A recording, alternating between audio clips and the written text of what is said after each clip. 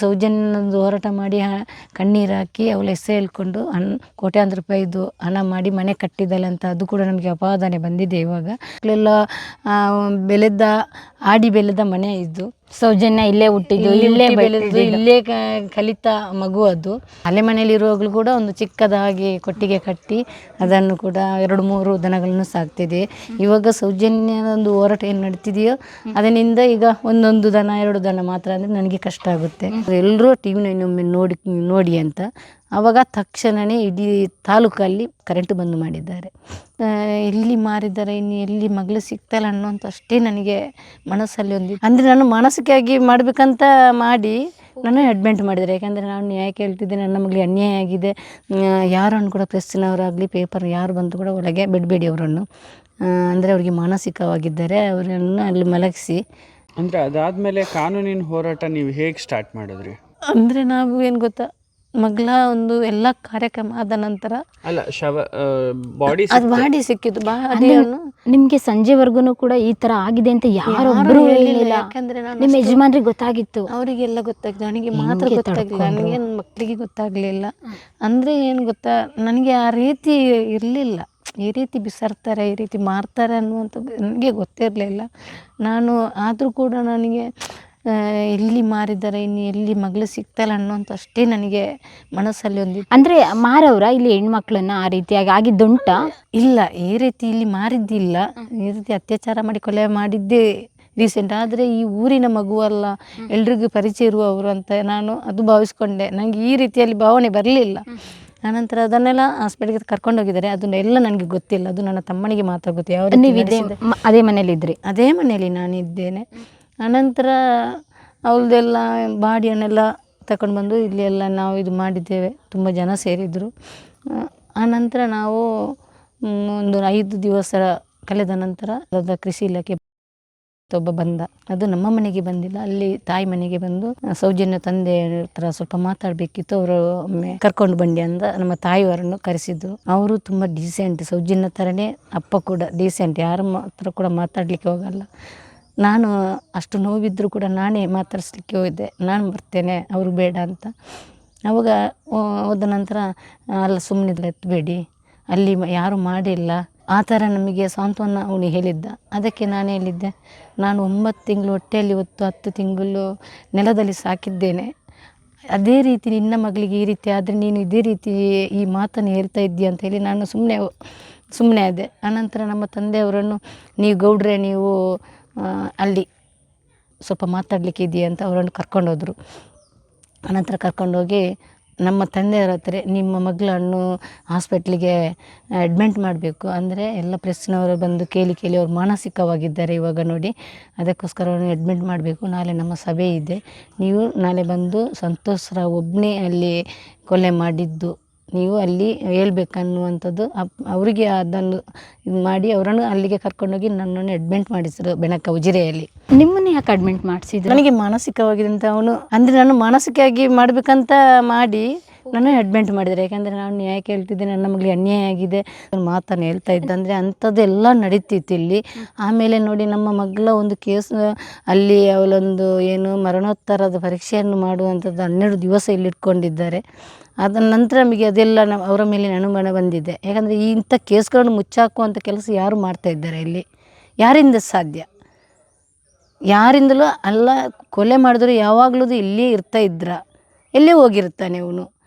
ಆಮೇಲೆ ನಮಗೆ ಡೌಟಿನಲ್ಲಿ ಅವನು ಎಲ್ಲರ ಹೆಸರು ನಾನು ಕೊಟ್ಟಿದ್ದೇನೆ, ಅವನು ಇವತ್ತಿನವರೆಗೂ ತನಿಖೆನೂ ಮಾಡಿಲ್ಲ, FIR ಕೂಡ ಮಾಡಿಲ್ಲ, ಕೊಟ್ಟಿದ್ದೇನೆ. ಆನಂತರ ನನ್ನನ್ನು ಅಡ್ಮಿಟ್ ಮಾಡಿದರು ಬೆಣಕ ಹಾಸ್ಪಿಟ್ಲಿಗೆ. ಅಲ್ಲಿ ಕೂಡ ಡಾಕ್ಟರ್ ಹತ್ರ ಹೇಳಿದ್ದಾನೆ, ಇಲ್ಲಿ ಯಾರು ನೀವು ಸೀದಾ ಹೋಗ್ಬಿಟ್ರೆ ಅಡ್ಮಿಟ್ ಅಂತ ಜೀಪ್ನಲ್ಲಿ ಕರ್ಕೊಂಡು ನಮ್ಮ ತಂದೆಯವರು ಸೇರಿ ಕರ್ಕೊಂಡೋಗಿದ್ದಾರೆ. ಆನಂತರ ಅಲ್ಲಿ ಡಾಕ್ಟರ್ ಹತ್ರ ಹೇಳಿದ್ದಾರೆ, ಯಾರನ್ನು ಕೂಡ ಪ್ರೆಸ್ಸಿನವರಾಗಲಿ ಪೇಪರ್ ಯಾರು ಬಂದು ಕೂಡ ಒಳಗೆ ಬಿಡಬೇಡಿ ಅವರನ್ನು, ಅಂದರೆ ಅವರಿಗೆ ಮಾನಸಿಕವಾಗಿದ್ದಾರೆ, ಅವರನ್ನು ಅಲ್ಲಿ ಮಲಗಿಸಿ ಅಂಥೇಳಿ ನಮ್ಮ ತಾಯಿ ನನ್ನ ಜೊತೆಯಲ್ಲಿ ಬಿಟ್ಟು ಅವನು ಸಭೆಗೆ ಹೋದ. ಅಂದರೆ ಬೆಣಕದ ಹಾಸ್ಪಿಟ್ಲ್ ಇವತ್ತಿನವರೆಗೂ ಡಾಕ್ಟರ್ ತುಂಬ ಒಳ್ಳೆಯವರು, ಇವತ್ತು ನಾನು ಹೋಗ್ತಾ ಇದ್ದೇನೆ, ತುಂಬ ಒಳ್ಳೆಯವರು ಅವರು. ಆನಂತರ ತಿಮ್ಮರೋಡಿ ಮೇಸ್ಟ್ರೇಟ್ ತಿಮ್ಮರೋಡಿ ಅವರು ತಮ್ಮನಿಗೆ ಫೋನ್ ಮಾಡಿದರು, ಏನು ವಿಠಲಣ್ಣ ನಿಮ್ಮ ಅಕ್ಕನನ್ನು ಅಡ್ಮಿಟ್ ಮಾಡಿದ್ದಾರೆ, ಕೂಡಲೇ ನೀವು ಬಂದು ಅವಳನ್ನು ಡಿಸ್ಚಾರ್ಜ್ ಮಾಡಿ ಕರ್ಕೊಂಡು ಬರಬೇಕಂತ. ನಿಮಗೆ ಏನೆಲ್ಲ ಟ್ರೀಟ್ಮೆಂಟ್ ಮಾಡಿದ್ರಲ್ಲ? ನನಗೆ ಏನೋ ಟ್ರೀಟ್ಮೆಂಟ್ ಮಾಡಿಲ್ಲ, ಯಾಕೆಂದರೆ ನನಗೆ ಏನೂ ಆಗಿಲ್ಲ, ನಾನು ಬೊಬ್ಬೆ ಹಿಡ್ಕೊಂಡೆ ಹೋಗಿದ್ದೇನೆ, ನನಗೆ ಏನಾಗಿಲ್ಲ, ನನ್ನ ಮಗಳಿಗೆ ನ್ಯಾಯ ಬೇಕು ಅಂತ ಬೊಬ್ಬೆ ಹಿಡ್ಕೊಂಡೆ ಹೋಗಿದ್ದೇನೆ ನಾನು ಅವತ್ತು ಕೂಡ. ಅಲ್ಲಿ ಕೂಡ ಏನು ಟ್ರೀಟ್ಮೆಂಟ್ ಏನು ಮಾಡಿಲ್ಲ, ಅಂದರೆ ನನಗೆ ಏನಾಗಿಲ್ಲ, ನಾನು ಅಷ್ಟು ಹುಷಾರಾಗಿದ್ದೇನೆ. ಆನಂತರ ನಾನು ಅಲ್ಲಿಂದ ತಮ್ಮ ಬಂದು ಡಿಸ್ಚಾರ್ಜ್ ಮಾಡಿಕೊಂಡು ಅವತ್ತಿನಿಂದ ಪ್ರೆಸ್ ಮೀಟಿಂಗು ನಾವು ಮಾಡಿದ್ದೇವೆ. ಅನಂತರ ನಾವು 1 ವರ್ಷ ಕಳೆದ ನಂತರ TV9ಗೆ ಹೋಗಿದ್ದೇವೆ. TV9ನಲ್ಲಿ ಹೋಗಿ ರಹೀಮನವರು ಪ್ರಶ್ನೆಗಳಿಗೆ ಎಲ್ಲ ಉತ್ತರ, ನನಗೆ ಇವರ ಹೆಸರು ಇವರ ಮುಖ ನನಗೆ ಯಾವುದೂ ಪರಿಚಯ ಇರಲಿಲ್ಲ. ಅವತ್ತು ಅಲ್ಲಿ TV9ಗೆ ಕೂರುವಾಗ ಇವ್ರದ್ದು ಹೆಸರೇ ನನಗೆ, ಅಂದರೆ ಆ ಅಣ್ಣಪ್ಪ ಮಂಜುನಾಥನೇ ನನಗೆ ನೆನಪಿಸ್ಕೊಂಡು ಅವರೇ ಆ ಮಾತು ಹೇಳ್ತಾ ಇದ್ರಂತ ನನ್ನ ಭಾವನೆಯಲ್ಲಿ ನಾನು ಇಟ್ಕೊಂಡಿದ್ದೇನೆ. ಇವಾಗ ಅವರ ಭಕ್ತಿಯಲ್ಲಿ ನಾವು ಇವತ್ತು ಹೋರಾಟ ಮಾಡ್ತಾಯಿದ್ದೇವೆ. ಆನಂತರ ಅಲ್ಲಿ ನಾವು ತಮ್ಮ ಎಲ್ರಿಗೂ ಇಲ್ಲಿಗೆ ಫೋನ್ ಮಾಡಿ ಹೇಳಿದ್ದ, ಎಲ್ಲರೂ TV9 ಒಮ್ಮೆ ನೋಡಿ ಅಂತ. ಆವಾಗ ತಕ್ಷಣವೇ ಇಡೀ ತಾಲೂಕಲ್ಲಿ ಕರೆಂಟ್ ಬಂದ್ ಮಾಡಿದ್ದಾರೆ. ಯಾರ ಮನೆಗೂ ಕರೆಂಟ್ ಇಲ್ಲ? ಯಾರ ಮನೆಗೂ ಕರೆಂಟ್ ಇಲ್ಲ. ನೋಡ್ತಾರೆ ಬೆಳ್ತಂಗಡಿ ಬೆಳ್ತಂಗಡಿ ತಾಲೂಕಿಗೆ ಎಲ್ಲ ಕರೆಂಟ್ ಬಂದು ಎಲ್ಲರೂ ಪ್ರೋಗ್ರಾಮ್ ನೋಡ್ತಾರೆ ಅಂತ ಹೇಳಿ ಆ ರೀತಿ ಎಲ್ಲ ಅವಗಣನೆ ಮಾಡಿದ್ದಾರೆ. ಇವತ್ತಿನವರೆಗೂ ನಮಗೆ ಏನೇನೆಲ್ಲ ಇದು ಇದೆ ಅದನ್ನೆಲ್ಲ ಇವರು ಮುಚ್ಚಾಕುವಂಥ ಕೆಲಸ ಮಾಡ್ತಿದ್ದಾರೆ. ಈಗ ಯೂಟ್ಯೂಬರ್ಸ್ಗಳು ಬರ್ತಾರೆ, ಅವರು ಒಂದಷ್ಟು ವಿಡಿಯೋಗಳು ಮಾಡಿ ಹಾಕಿದರೆ ನಾಳೆ ಅದನ್ನು ಬಂದ್ ಮಾಡುವಂಥ ಕೆಲಸ ಇವರೇ ಮಾಡ್ತಾ ಇದ್ದಾರೆ. ಎಲ್ಲ ತುಂಬ ಜನ ಪಾಪ ಎಷ್ಟೋ ಜನ ಇದರ ಬಗ್ಗೆ ಇದು ಮಾಡಿದ್ದಾರೆ. ಅದನ್ನೆಲ್ಲ ಎಷ್ಟು ಕಷ್ಟಪಟ್ಟಿದ್ದಾರೆ ಯೂಟ್ಯೂಬರ್ಸ್ಗಳು, ಅದನ್ನೆಲ್ಲ ಒಂದು ಡಿಲೀಟ್ ಮಾಡಿದ್ದಾರೆ. ಪುನಃ ಮಾಡಿದ್ರು ಕೂಡ ಅದನ್ನು ಡಿಲೀಟ್ ಮಾಡೋದು ಕೆಲಸ ಇವ್ರದ್ದು. ಬನ್ನಿ ಮನೆ ನೋಡೋಣ. ಅಂದರೆ ಮುಂಚೆಯಿಂದಲೂ ಕೂಡ ನೀವು ಹಸುಗಳೆಲ್ಲ ಸಾಕಣೆ ಮಾಡ್ಕೊಂಡು ಬಂದಿದ್ರಿ? ಹೌದೌದು. ನಾವು ಹಳೆ ಮನೆಯಲ್ಲಿರುವಾಗಲೂ ಕೂಡ ಒಂದು ಚಿಕ್ಕದಾಗಿ ಕೊಟ್ಟಿಗೆ ಕಟ್ಟಿ ಅದನ್ನು ಕೂಡ 2-3 ದನಗಳನ್ನು ಸಾಕ್ತಿದೆ. ಇವಾಗ ಸೌಜನ್ಯದ ಒಂದು ಹೋರಾಟ ಏನು ನಡೀತಿದೆಯೋ ಅದರಿಂದ ಈಗ 1 ದನ 2 ದನ ಮಾತ್ರ, ಅಂದರೆ ನನಗೆ ಕಷ್ಟ ಆಗುತ್ತೆ. ಬೆಳಿಗ್ಗೆ ಎದ್ದು ಹೋರಾಟಕ್ಕೆ ಹೋದರೆ ಸಾಯಂಕಾಲ ರಾತ್ರಿ 10 ಗಂಟೆ ಎಲ್ಲ ಆಗುತ್ತೆ ಮನೆಗೆ ಬರುವಾಗ. ಇಲ್ಲಿ ಅತ್ತೆ ಮಾವ ಅಂದ್ರೆ ಮುದುಕರಿಬ್ಬರು, ಅವರಿಂದ ಮಾಡಲಿಕ್ಕೆ ಸಾಧ್ಯ ಇಲ್ಲ ಅಂತ ಹೇಳಿ ನಾನು ಇಷ್ಟೇ. ಇವಾಗ ಕೂಡ ಒಂದನ್ನು ಮಾರಬೇಕು, ಕಷ್ಟ ಆಗುತ್ತೆ, ನನಗೆ ಚಿಕ್ಕ ಪಾಪು ಇದೆ, ಆ ರೀತಿಯೆಲ್ಲ ಕೆಲಸಕ್ಕೆ ಕಷ್ಟ ಆಗುತ್ತೆ ಅನ್ನುವಂಥ ಹೇಳ್ತಾ ಇದ್ದೇನೆ. ಅದು ನೋಡಬೇಕು ಇನ್ನು. ಓಕೆ, ನೀವು ಮನೆ ಕೆಲಸ ಅಷ್ಟೇ ಮಾಡ್ತಾಯಿದ್ದು, ಹೊರಗಡೆ ಕೆಲಸ ಮಾಡ್ತಾ ಇದ್ರಾ? ಇಲ್ಲ, ನನ್ನ ಕೃಷಿ ಏನಿದೆ, ನನ್ನ ಮಕ್ಕಳ ಇದೆ, ಗಂಡಂದ್ರು ಕೆಲಸ ಅಷ್ಟೇ ನಾನು ಮಾಡ್ತಾ ಹೊರತು ಕೆಲಸಕ್ಕೆ ಹೊರಗೆ ಎಲ್ಲೂ ಹೋಗಿಲ್ಲ. ಓಕೆ, ಇಲ್ಲಿ ಕೆಲಸ ಹಂಗಾರೆ ಹಸು ಎಲ್ಲ ಇದ್ದಾಗ ನಿರಂತರವಾಗಿ ಕೆಲಸ ಇರುತ್ತೆ, ಬೆಳಗ್ಗೆಯಿಂದ ಸಂಜೆವರೆಗೂ ಅದೇ ಕೆಲಸ, ನಿರಂತರ ಕೆಲಸ ನಂದು. ಎಷ್ಟು ಕೆಲಸ ಮಾಡಿದ್ರು ಮುಗಿಯಲ್ಲ. ಮನೆ ತುಂಬಾ ಮಕ್ಕಳು, ಅತ್ತೆ ಮಾವ ಬೇರೆ ಇದ್ದಾರೆ. ಇವಾಗಲೂ ಅತ್ತೆ ಮಾವ ಇದ್ದಾರೆ. ಅವರೆಲ್ಲ ಹೆಂಗೆ ಈ ವಿಷಯನ ಅರ್ಗಿಸ್ಕೊಂಡ್ರು, ನಮಗೇನೆ ಅರ್ಗಿಸ್ಕೊಳಕ್ ಆಗ್ತಾ ಇಲ್ಲ ಮನೇಲಿ. ಆ ಸಂದರ್ಭದಲ್ಲಿ ನಿಮ್ಮ ಮನೇಲಿ ನಿಮಗೆ ಬೇರೆ ಸಾಂತ್ವನ ಹೇಳೋರಿರ್ಬೇಕು ಅಂತದ್ರಲ್ಲಿ ನಿಮ್ಮನ್ನೇ ಮಾನಸಿಕ ಅಸ್ವಸ್ಥೆ ಮಾಡಕ್ಕೆ ಹೊರಟಿದ್ರಲ್ಲ. ಅದೇನಂದರೆ ನಾವು ನಂಬಿರೋದು ದೈವಗಳೇ ನನಗೆ ಇವತ್ತು ಶಕ್ತಿಯಾಗಿ ನಿಂತಿದ್ದಾರೆ. ಅಂದರೆ ನನಗೆ ಏನು ಕೂಡ ಒಂದು BP ಕೂಡ ಆ ವರ್ಷದಲ್ಲಿ BP ಕೂಡ ಇವತ್ತಿನವರೆಗೂ ದೇವರ ದಯದಲ್ಲಿ BP ಲೋ ಆಗಿಲ್ಲ. ಅಂದರೆ ಹೋರಾಟಕ್ಕೆ ಒಂದಷ್ಟು ಇಲ್ದಿದ್ದೇನೆ, ಇಷ್ಟು ನೋವನ್ನು ನಾನು ತಿಂತಾ ಇದ್ದೇನೆ. ಇಷ್ಟು ಜನರ ಮುಂದೆ ಆ ನೋವನ್ನು ಹೇಳ್ಕೊಳ್ತಾ ಆ ನೋವು ರಾತ್ರಿಡೀ ನೆನಪಿಸ್ಕೊಂಡು ಮಲಗಿರುತ್ತೇನೆ. ಆದರೂ ಏನೋ ಒಂದು ದೇವರ ದಯೆ, ನನಗೆ ಏನು ಆಗದಂತೆ ಆ ದೈವದನ್ನು ನೋಡ್ಕೊಳ್ತಾ ಇದ್ದಾರೆ ಇವತ್ತು ಕೂಡ. ಖಂಡಿತ. ಇದು ಗಾಡಿ ಎಲ್ಲ? ಇದು ನಂದು ಹಳಿಯಂದು ಗಾಡಿ. ಇಲ್ಲಿ ಸ್ಟಿಕರಿಂಗ್ ಎಲ್ಲ ಮಾಡಿಸಿದ್ದಾರೆ, ಸ್ಟೇ ಫಾರ್ ಸೌಜನ್ಯ ಅಂತ ಹೇಳಿ. ಅಂದರೆ ಇವಾಗಲೂ ಹೊರಗಡೆ ಹೋಗ್ಬೇಕಂದ್ರೆ ನೀವು ನಡೆದೇ ಹೋಗ್ಬೇಕು? ಇಲ್ಲ, ನಮಗೆ ಗಾಡಿ ಉಂಟು. ನಾನು ಮಗನ ಜೊತೆ ಹೋಗ್ತೇನೆ, ಅದಕ್ಕೆಲ್ಲ ಹೋಗ್ತೇನೆ. ನಾನು ಹೆದರುವಂಥ ಯಾವುದು ತಾಯಿ ಅಲ್ಲ. ನನಗೆ ನ್ಯಾಯ ಸಿಗಬೇಕು ಹೊರತು ಬೇರೆ ಯಾವ ಉದ್ದೇಶ, ದೇವಸ್ಥಾನದ ಉದ್ದೇಶ ಏನಿಲ್ಲ. ನಮಗೆ ನ್ಯಾಯ ಸಿಗಬೇಕಷ್ಟೇ ಹೊರಡ್ತಾ. ಈಗ TV9ಗೆ ಬಂದ ನಂತರ 1 ವರ್ಷದಲ್ಲಿ ಹೋಗಿದ್ದೆ.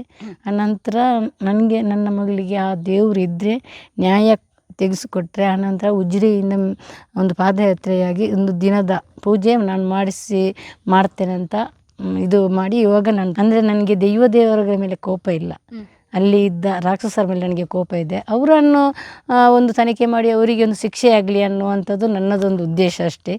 ದೇವರುಗಳು ಇವತ್ತು ಕೂಡ ಆ ದೇವರು ನಾನು ನಂಬ್ತೇನೆ. ಅಣ್ಣಪ್ಪ ಮಂಜುನಾಥ ಸ್ವಾಮಿ ನಮ್ಮ ದೇವರು. ಇದು ಅಲ್ಲಿ ಎಲ್ಲ ನಿಮ್ಮದು ಅಂಗಡಿ ಎಲ್ಲ ಇತ್ತು ಅಂದ್ರಲ್ಲ, ಅದನ್ನ ಯಾವಾಗ ಕ್ಲೋಸ್ ಮಾಡಿದ್ದೀರಿ? ನೇತ್ರಾವತಿ ದಡದಲ್ಲಿ ಅದೇ ನಮ್ಮ 1 ವರ್ಷದ ನಂತರ ನಮ್ಮ ತಂದೆಯವ್ರದ್ದು ಅಂಗಡಿ ಎಲ್ಲ ಕ್ಲೋಸ್ ಮಾಡಿದ್ದಾರೆ. ಅಂದರೆ ಅದೊಂದು ಉದಾಹರಣೆ ಕೊಟ್ಟಿದ್ದಾರೆ, ಅದನ್ನು ಬಿಚ್ಚಬೇಕು, ತೆಗಿಬೇಕು, ಇಲ್ಲಿ ಭಕ್ತಾದಿಗಳಿಗೆ ಜಾಗ ಸಾಕಾಗಲ್ಲ ಅಂತ. ಆ ರೀತಿಯಲ್ಲಿ ಈ ಪ್ರಕರಣ ಆದಮೇಲೆ 1 ವರ್ಷದ ನಂತರ ಓಕೆ, ಅಂದರೆ ಬೇರೆ ಅಂಗಡಿಗಳೆಲ್ಲ ಅಲ್ಲೇ ಇದೆ, ಅಲ್ಲೇ ಇದೆ ಅಲ್ಲೇ. ಅದಕ್ಕೇನೋ ಅಡ್ಡಿ ಆಗ್ನಿಲ್ವಂತೆ ಬೇರೆ ಅಂದರೆ ಅಂಗಡಿಗಳಿಗೆ? ಅದು ಮೇಲ್ಗಡೆ ಅಂಗಡಿಗಳಿದ್ದಾವೆ, ಅದು ಪಂಚಾಯತಿ ಮುಖಾಂತರ. ಇವ್ರದ್ದು ಅಲ್ಲಿ 3 ಅಂಗಡಿ ಇತ್ತು ನಮ್ಮ ಜೊತೆ, ಅದನ್ನೆಲ್ಲ ತೆಗೆಸಿದ್ದಾರೆ. ಅವರಿಗೆ ಬಾಕಿದವರಿಗೆ ಎಲ್ಲ ಅಲ್ಲಿ ಅಂಗಡಿ ಕೊಟ್ಟಿದ್ದಾರೆ. ನಮಗೆ ಇವಾಗ ಬೇಡ, ಕೃಷಿ ಎಲ್ಲ ಉಂಟದ ನಮ್ಮ ಅಪ್ಪಾಜಿಯವರು ಬಿಟ್ಟಿದ್ದಾರೆ ಬೇಡ ಅಂತ ಹೇಳಿ. ಅದು ಉದಾಹರಣೆ ಹಾಗೆ. ಇದು ತೆಗೆಸಿದ್ದು ನಮ್ಮ ಸೌಜನ್ಯ ಪರವಾಗಿ ತೆಗೆಸಿದ್ದು. ಅಂದರೆ ನಿಮ್ಮ ಮೇಲೇನೂ ಕೂಡ ಆಪಾದನೆ ಬಂದಿದೆ. ಈ ಮಾತನ್ನು ಕೇಳಬಾರ್ದು, ಯಾಕೆಂದರೆ ನನಗೂ ನೋವಾಗುತ್ತೆ. ನಾನು ಒಂದು ಹೆಣ್ಮಗಳಾಗಿ ಸೌಜನ್ಯ ಹೆಸರಲ್ಲಿ ಅವರು ಮುಂಚೆ ತುಂಬ ಅಲ್ಲ, ಈ ಪ್ರಕರಣ ಆಗೋದಕ್ಕಿಂತ ಮುಂಚೆ ಅವ್ರ ಮನೆ ತುಂಬ ಗುಡಿಸ್ಲಾಗಿತ್ತು. ಇವಾಗ ಅವ್ರ ಮನೆಗೆ ಹೋಗಿ ನೋಡಿ ಯಾವ ರೀತಿ ಮನೆ ಕಟ್ಟಿದ್ದಾರೆ, ಅವ್ರ ಹೆಸರು ಹೇಳ್ಕೊಂಡು ಕೋಟಿ ಕೋಟಿ ದುಡ್ಡು ಮಾಡಿದ್ದಾರೆ ಅಂತ ಹೇಳ್ತಾ ಇದ್ದಾರೆ. ನೋಡಿ, ಇದೇ ನಮ್ಮದು ಇಲ್ಲಿಂದ ಅಲ್ಲಿ ತನಕ ಹಳೆ ಮನೆ ಇದ್ದದ್ದು. ಓ, ಈ ಮನೆ? ಇದೇ ಮನೆ, ಇದೇ ರೀತಿ ಈ ಮನೆ ಕೂಡ ಇತ್ತು. ಇದು ನಾವು ಒಡಿಸಿ ಆಮೇಲೆ ಆ ಮನೆಗಳನ್ನು ಉಳಿಸಿದ್ದೇವೆ. ಮಕ್ಕಳೆಲ್ಲ ಬೆಳೆದ ಆಡಿ ಬೆಳೆದ ಮನೆ ಇದು. ಸೌಜನ್ಯ ಇಲ್ಲೇ ಹುಟ್ಟಿದ್ದು, ಇಲ್ಲೇ ಬೆಳೆದಿದ್ದು, ಇಲ್ಲೇ ಕಲಿತ ಮಗು ಅದು. ಅನಂತರ ನಾವು ಅಂದರೆ ಒಂದು 12 ವರ್ಷ ಆದ ಒಂದು 10 ವರ್ಷ ಆದ ನಂತರ ಮನೆ ಕಟ್ಟಿದ್ದೇವೆ ಇವತ್ತು. ಅದರಲ್ಲಿ ಕೂಡ ನಾವು ಮನೆ ಕಟ್ಟಿದ್ದರಿಂದ ಇದು ಸೌಜನ್ಯನೊಂದು ಹೋರಾಟ ಮಾಡಿ ಕಣ್ಣೀರು ಹಾಕಿ ಅವಳ ಹೆಸರು ಹೇಳ್ಕೊಂಡು ಕೋಟ್ಯಾಂತರ ರೂಪಾಯಿದು ಹಣ ಮಾಡಿ ಮನೆ ಕಟ್ಟಿದ್ದಲ್ಲ ಅಂತ ಅದು ಕೂಡ ನಮಗೆ ಅಪಾದನೆ ಬಂದಿದೆ ಇವಾಗ. ಅದಕ್ಕೆ ಎಲ್ರಿಗೂ ನಾವು ಆ ಮನೆಯೊಳಗಿದೆ, ನಮ್ಮ ಮನೆಯೊಳಗೆ ಏನೇನೆಲ್ಲ ಇದೆ ಅದನ್ನೆಲ್ಲ ವಿಡಿಯೋ ಮಾಡಿ ನಾವು ಕಳಿಸಿದ್ದೇವೆ. ಇದರ ಜೊತೆ ಇದರಲ್ಲಿ ಎಷ್ಟು ಸಾಲ, ಬ್ಯಾಂಕಿನ ಸಾಲ ಇದೆ ಅನ್ನುವಂಥ ಅದನ್ನು ಕೂಡ ಡೀಟೇಲ್ಸ್ ನಾವು ಕಳಿಸಿದ್ದೇವೆ. ಇಷ್ಟು ಸಾಲಗಳ ಮನೆಯ ಮೇಲೆ ಸಾಲ ಮಾಡಿದ್ದುಂಟು. ಅದರಲ್ಲಿ 7 ವರ್ಷ ಒಂದು ಮನೆ ಕಟ್ಟಲಿಕ್ಕೆ ನಾವು ತಗೊಂಡಿದ್ದೇವೆ. ಈ ಸಾಲಗಳನ್ನು ನೀವು ಕಟ್ಟುವುದಾದರೆ ಕಟ್ಟಿ ಅಂತ ನಾನು ಎಲ್ಲ ಡೀಟೇಲ್ಸ್ ನಾನು ಕಳಿಸಿದ್ದೇನೆ. ಅಂದರೆ ಒಬ್ಬ ಕಾರ್ಕಳದ ಆ ಕಡೆ ಅವ ಬಂದಿದ್ದ, ಅವನು ನಮ್ಮ ಮನೆಗೆ ಬಂದಿಲ್ಲ, ನಮ್ಮ ತಾಯಿ ಮನೆಗೆ ಬಂದು ಈ ರೀತಿಯೆಲ್ಲ ಕೇಳಿ ಅನಂತರ ಮನೆದ್ದೆಲ್ಲ ಫಟ ತೆಗೆದುಕೊಂಡು ನೋಡಿ ಸೌಜನ್ಯ ಮನೆ ನೋಡಿ ಎಷ್ಟು ದೊಡ್ಡ ಮನೆ ಕಟ್ಟಿದ್ದಾರೆ, ಇಷ್ಟು ಕೋಟ್ಯಾಂತರ ರೂಪಾಯಿದು ಆ ಮನೆ ಅದು ಅಂತ ಹೇಳಿ ಅವನು ಎಲ್ಲ ಯೂಟ್ಯೂಬರ್ಸಲ್ಲಿ ಹಾಕಿದ್ದಾನೆ, ಎಲ್ರಿಗೂ ಇದು ಮಾಡಿದ್ದಾನೆ. ನಾನು ಅದಕ್ಕೆ ಫೋಟೋ ಎಲ್ಲ ತೆಗೆದು ಅವನಿಗೆ ಕಳಿಸಿದ್ದೇನೆ.